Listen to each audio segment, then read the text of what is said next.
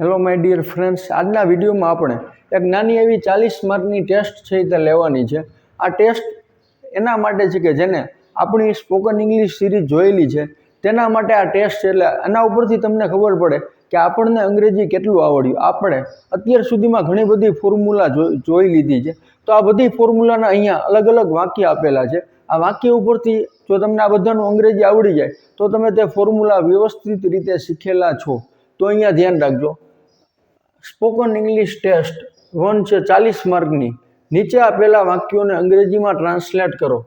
તો અહીંયા કેટલાક વાક્યો આપેલા છે તેને આપણે અંગ્રેજીમાં ટ્રાન્સલેટ કરીશું. મિક્સ વાક્યો છે. તે બુદ્ધિશાળી છે. તે બુદ્ધિશાળી છે તો એનું ઇંગ્લિશ થાય he is an intelligent. He is an intelligent. હું છોકરો છું તો આને બધા આ વાક્યનું બધાને અંગ્રેજી આવડે. આઈ એમ અ બોય અથવા આઈ એમ અ બોય એટલે હું છોકરો છું, અથવા આઈ એમ બોય. અમે સૈનિકો છીએ તો વી આર. અમે સૈનિકો છીએ. છીએ આવ્યું એટલે એમિજારમાંથી આવે તો we are soldiers. We are soldiers. ઘરે ન હતો તો આ ભૂતકાળનું થઈ ગયું. હું ઘરે ન હતો તો I was not at home. I was not at home. પછી છે હું મારા મિત્ર સાથે હતો. હતો આવી ગયું વોઝ અને વરમાંથી કોઈ પણ આવે. I was with my friends.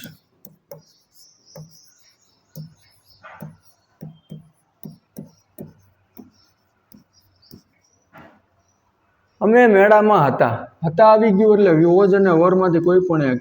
તો વી વર અથવા we were in the fair. We were in the fair.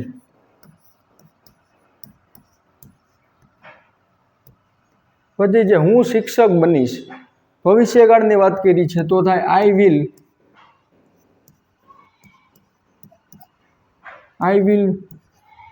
B a teacher. I will be a teacher અથવા તો I will become a teacher, બે સાચું. ભારત મહાન દેશ બનશે ભવિષ્યકાળમાં તો will be. India will be great country.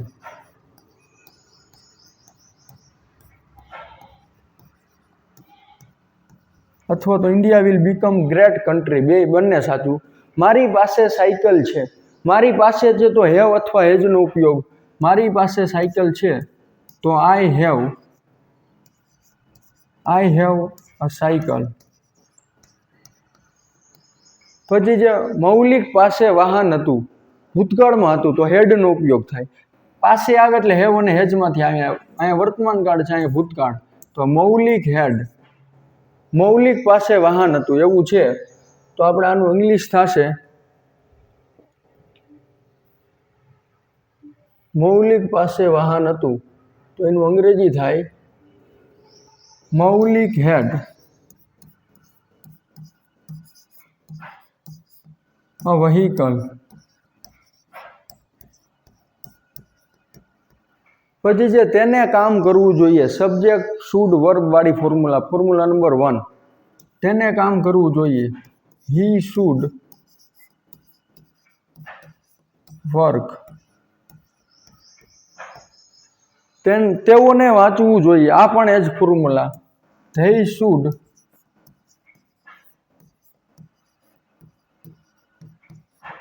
Read.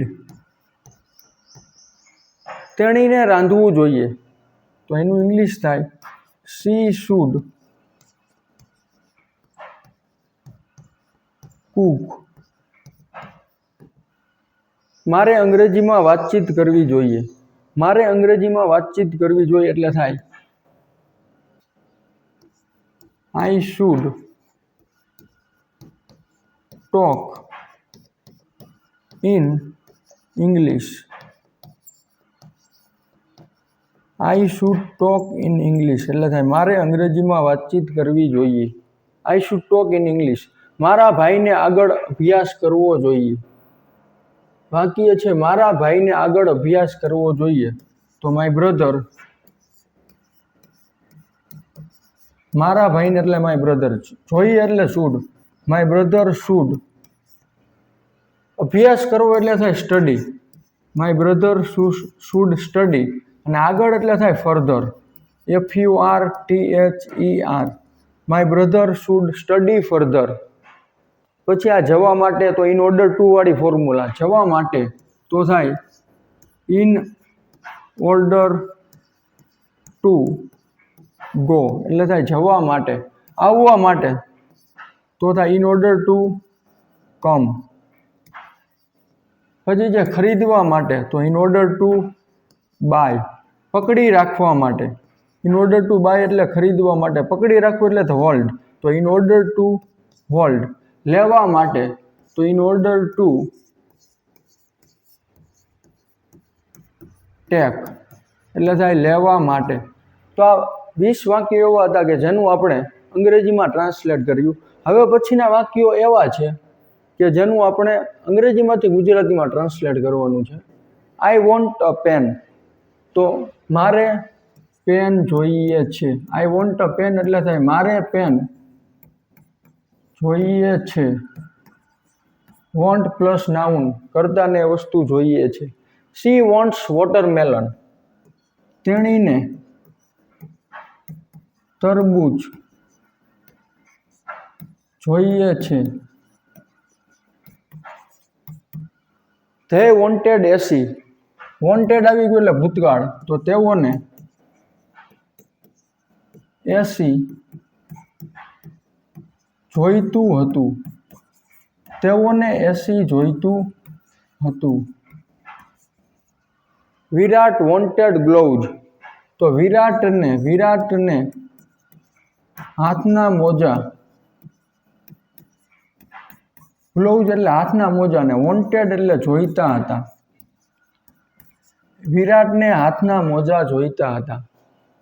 પછી જે બીંગ અ ડોક્ટર એટલે થાય એક ડોક્ટર થઈને, અથવા એક ડોક્ટર બનીને, અથવા એક ડોક્ટર હોઈને, એક ડોક્ટર થઈને.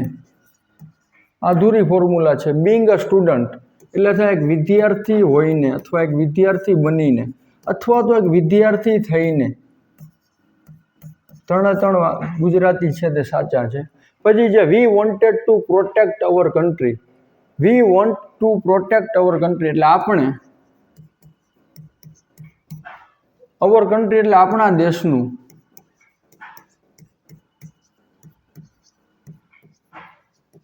પ્રોટેક્ટ એટલે રક્ષણ કરવું.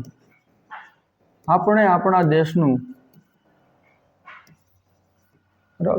રક્ષણ કરવા, આપણે આપણા દેશનું રક્ષણ કરવા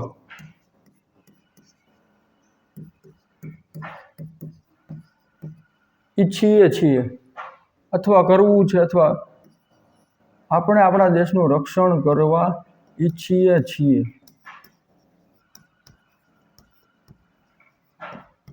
આપણે આપણા દેશનું રક્ષણ કરવા માંગીએ છીએ, આપણે આપણા દેશનું રક્ષણ કરવું છે, બધું થાય.